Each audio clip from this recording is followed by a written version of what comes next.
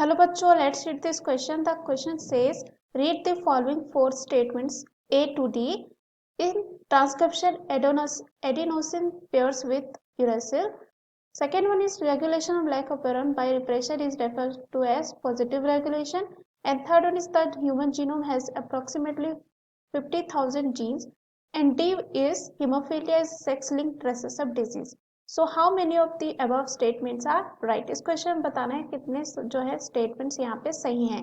तो आइए देखते हैं इस क्वेश्चन का आंसर क्या होगा। सबसे पहले जो इस क्वेश्चन में हम बात करते हैं की कॉन्सेप्ट की कॉन्सेप्ट की यहाँ पे अगर हम बात करें तो सबसे पहले जो हम देखेंगे ट्रांसक्रिप्शन क्या होता है। उसके बाद यहाँ पे ये जो ट्रांसक्रिप्शन होता है ये प्रोसेस होती है जहाँ पे आरएनए बनता है। क्या बनता है? आरएनए जो है बनता है किसके द्वारा? डीएनए के द्वारा बनती है। अब यहाँ पे आरएनए में जो है डिफरेंट बेसिस पाई जाती है। एडेनिन होता है, गुआनिन होता है, साइटोसिन होता है, यूरासिल होता है। अब यहाँ पे अगर हम बात करें कि कॉन्सेप्ट में लैक ओपेरॉन की, लैक ओपेरॉन जो होती है ये जो है डीएनए सेगमेंट होता है। डीएनए सेगमेंट होता है जो ये बनी होती है यहाँ पे प्रोमोटर से, प्रोमोटर। उसके बाद होता है इसमें ऑपरेटर होता है एंड होता है स्ट्रक्चरल जो है जीन यहाँ पे होता है लैक ओपेरॉन में। अब यहाँ पे ह्यूमन जीनोम की बात करें, ह्यूमन जीनोम क्या होती है? ह्यूमन जीनोम ये जो है देखा जाता है कि ये कंप्लीट सेट होता है। क्या होता है? कंप्लीट सेट होता है जेनेटिक इंफॉर्मेशन का, जेनेटिक इंफॉर्मेशन का जो पाया जाता है ह्यूमंस में, जो किस में पाया जाता है? ह्यूमंस में। अब लास्ट है यहाँ पे हीमोफीलिया। तो हीमोफीलिया क्या होता है? हीमोफीलिया एक जेनेटिक डिजीज होता है।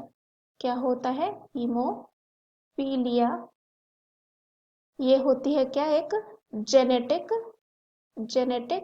जो है डिसऑर्डर होता है एंड ये जो है अफेक्ट करता है ब्लड एबिलिटी को, ताकि यहाँ पे कह सकते हैं ब्लड्स एबिलिटी टू क्लॉट।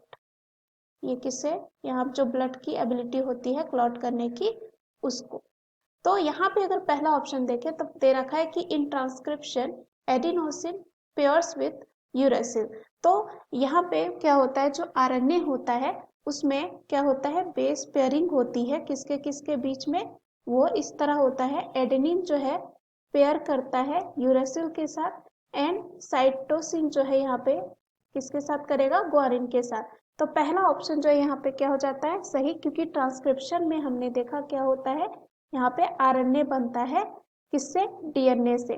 तो ये सही होगा क्योंकि ट्रांसक्रिप्शन यानी कि आरएनए सिंथेसिस, वहां पे क्या होगा? एडिनोसिन जो है पेयर करेगा यूरेसिल के साथ। दूसरा है regulation of lac operon by repressor is referred to as positive regulation. तो ये ऑप्शन जो है हमारा यहाँ पे गलत होता है, क्योंकि यहाँ पे जो लैक ओपेरॉन होती है इन bacteria is regulated by refresher. ये किसके द्वारा यहाँ पे रेगुलेट होती है? रिप्रेशर के द्वारा। एंड कह सकते हैं refresher protein that inhibit transcription in the absence of lactose. अगर लैक्टोज जो है क्या है? एब्सेंट है, तो ये क्या करेगा? इनहिबिट कर देगा ट्रांसक्रिप्शन को इनहिबिट कर देता है। सो ये जो एग्जाम्पल होता है नेगेटिव रेगुलेशन का होता है। किसका एग्जाम्पल है ये? नेगेटिव रेगुलेशन का। और हमें जो है इस क्वेश्चन में दे रखा है पॉजिटिव रेगुलेशन, यानी कि ये क्या हो जाएगा यहाँ पे?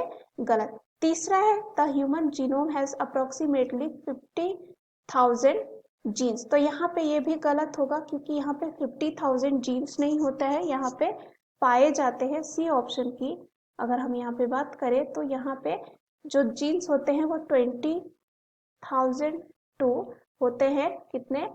25,000 तक। यहाँ हमें 50,000 दे रखा है, यानी कि ये क्या हो जाएगा? गलत। उसके बाद लास्ट है haemophilia is sex linked recessive disease. तो हीमोफीलिया जो होती है एक सेक्स लिंक्ड जो है डिजीज होती है, और कह सकते हैं it is carried on the x chromosome. X जो क्रोमोसोम होता है उसमें ये कैरिड होता है chromosome, and follows a recessive, ये फॉलो करता है किसको, रेसेसिव इनहेरिटेंस पैटर्न को।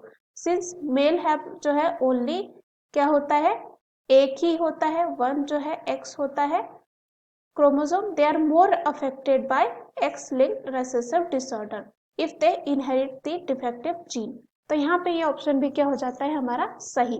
तो अगर हम यहाँ पे बात करें, पहला जो ऑप्शन है सही था, दूसरा हमारा क्या था गलत, क्योंकि यहाँ पे नेगेटिव होगा। उसके बाद जो ह्यूमन जीनोम होता है उसका 50,000 नहीं होता है, 25,000 होता है, दोनों यहाँ पे गलत है। हमें पूछा गया कौन सा सही है, तो यहाँ पे ए एंड डी क्या है सही, यानी कि टू स्टेटमेंट सही है। तो पहला जो यहाँ पे ऑप्शन दे रखा है टू, इस क्वेश्चन का क्या हो जाएगा आंसर। तीसरा है थ्री, ये गलत होगा। दूसरा है थ्री, ये गलत होगा। तीसरा है फोर, ये भी गलत होगा। डी दे रखा है वन, ये भी गलत होगा। So the right answer of this question is option A. Hope you understood it well. Best of luck.